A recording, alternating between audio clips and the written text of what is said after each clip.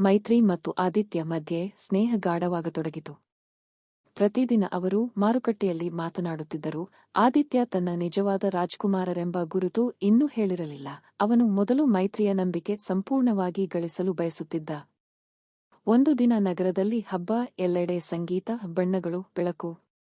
ಮೈತ್ರಿ ಹೂಗಳಿಂದ ಅಲಂಕರಿಸಿದ ಚಿಕ್ಕ ಮಂಟಪವೊಂದನ್ನು ಸಿದ್ಧಪಡಿಸುತ್ತಿದ್ದಳು. ಇದೇ ವೇಳೆ ಅರಮನೆಯಿಂದ ಬಂದ ದೂತರು ನಗರದಲ್ಲಿ ರಾಜಕುಮಾರರ ಮೆರವಣಿಗೆಯ ಸಿದ್ಧತೆ ಮಾಡುತ್ತಿದ್ದರು. ಜನರಲ್ಲೂ ಉತ್ಸಾಹ. ಏಕಾಏಕಿ ಮೈತ್ರಿ ನೋಡುವಾಗ ಅದೇ ಮಂಟಪದ ಹತ್ತಿರ ಸುಂದರ ಕುದುರೆ ಮೇಲೆ ರಾಜವೇಷದಲ್ಲಿ ಆದಿತ್ಯ. ಮೈತ್ರಿ ನಿಶ್ಚಲ. ಅವಳು ಹಲವಾರು ದಿನಗಳಿಂದ ಮಾತನಾಡುತ್ತಿದ್ದವನು ಸಾಮಾನ್ಯನಲ್ಲ.